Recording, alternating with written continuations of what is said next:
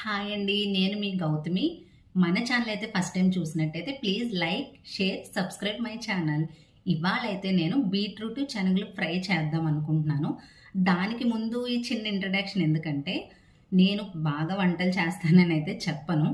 వంటలు బాగా చేయనప్పుడు ఈ రెసిపీ ఎందుకు చూడాలండి అని అనొద్దు. అంటే నేను పెద్ద పర్ఫెక్ట్ కాదు. బట్ నాకొచ్చిన వాటిల్లోనే అంటే ఎక్కువ అప్రిసియేషన్ వచ్చి, అరే ఇది చాలా బాగుంది అన్న రెసిపీస్ మాత్రమే నేను అప్పుడప్పుడు పోస్ట్ చేస్తూ ఉంటాను. ఎందుకంటే ఇందులో రిస్క్ చేయదలుచుకోలేదు. సో ఇదైతే ఖచ్చితంగా చాలా బాగుంటుంది. అంటే ఇప్పుడు కొంతమందికి బీట్రూట్ నచ్చదు, కొంతమందికి శనగలు నచ్చదు. సో వాళ్ళకి ఎంత బాగా చేసినా నచ్చకపోవచ్చు. సో వాళ్ళ గురించి నేను చెప్పట్లేదు.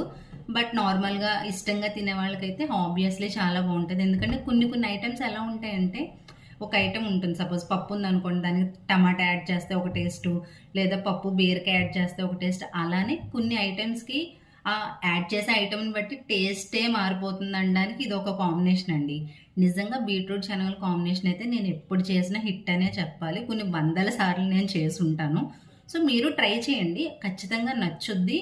అలానే మీకు తెలిసిన వాళ్ళందరికి కూడా షేర్ చేయండి. కొంతమంది ఇప్పుడు హెల్త్ గురించి కూడా తింటున్నారు కనుక, అంటే ఆ బీట్రూట్ అలాంటివి, శనగలు కూడా ఆబ్వియస్లీ మంచిదే. ఒకసారి అయితే ట్రై చేయండి, చాలా చాలా బాగుంటుంది. అది పర్టికులర్గా ఐటమ్ నచ్చిన వాళ్ళకి నేను చెప్పలేను. రెసిపీలోకి అయితే వెళ్ళిపోదాం రండి.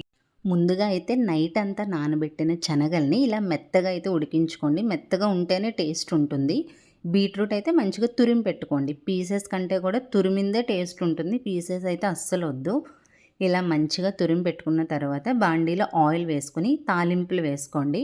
సారీ, యాక్చువల్గా నేను వీడియో చేసే టైంకి ఇంట్లో కరివేపాకు లేదు. మీరు ఖచ్చితంగా కరివేపాకు అయితే యాడ్ చేసుకోండి. ఈ తాలింపులు అనేది మంచిగా వేగిన తర్వాత మనం తురిమి పెట్టుకున్న బీట్రూట్ ఉంది కదా, అదైతే యాడ్ చేసేసుకోండి. యాడ్ చేసుకున్న తర్వాత మంచిగా కలుపుకోండి. జస్ట్ ఒక 1 మినిట్ అట్లా కలిపి తర్వాత మూత పెట్టుకోండి. తర్వాత ఏంటంటే మళ్ళీ ఇంకొక 1 మినిట్ తర్వాత దానికి మన టేస్ట్‌కి తగ్గట్టు సాల్ట్ అయితే యాడ్ చేసేసుకోండి. సాల్ట్ వేసిన తర్వాత కొంచెం పసుపు కూడా వేసిన తర్వాత ఇంకొక 2 మినిట్స్ అట్లా కలుపుకొని మూత పెట్టుకొని ఒక 5 నిమిషాలు బాగా మగ్గనివ్వండి. కొంచెం ఆ వాటర్ కానీ తడి కానీ అది పోయే వరకు మంచిగా మూత పెట్టి మగ్గనివ్వండి. ఈలోపు మనం ఉడకపెట్టి పక్కన పెట్టుకున్న శనగలు అయితే ఉన్నాయి కదా, అవి యాడ్ చేసేసుకోండి. కొంచెం వాటర్ ఉన్నా పర్లేదు, లాస్ట్కి వచ్చేసరికి ఆ వాటర్ కూడా పోయి దగ్గర పడిపోతుంది, నో ప్రాబ్లం. ఇప్పుడు ఇది ఒక 5 మినిట్స్ బాగా కలుపుకొని మూత పెట్టుకొని కలుపుకోండి. కొంచెం చూసుకోండి, అది మాడితే మాత్రం టేస్ట్ బాగోదు. తర్వాత ఖచ్చితంగా యాడ్ చేయాల్సిన ఐటెం అయితే గరం మసాలా అండి. ఇది లేకపోతే రెసిపీ అయినా ఆ రోజు మానేయండి, కానీ ఖచ్చితంగా ఉండాలి. ఎందుకంటే నేను లేకుండా కూడా ఒకసారి ట్రై చేశాను, అసలు బాగా కుదరలేదు. ఖచ్చితంగా ఇది వేస్తేనే మీకు ఆ టేస్ట్ అనేది, ఫ్లేవర్ కానీ తెలుస్తుంది. ఇంకా ధనియాల పొళ్ళు, జీలకర్ర పొళ్ళు ఏం అవసరం లేదండి, ఇది ఒక్కటి సరిపోతుంది ఆ టేస్ట్కి. చూసారు కదా, ఇలా కొంచెం మళ్ళీ ఇంకొక 5 మినిట్స్ మూత పెట్టితే ఇంకా ఫైనల్లీ ఇలా దగ్గర పడిపోతుంది.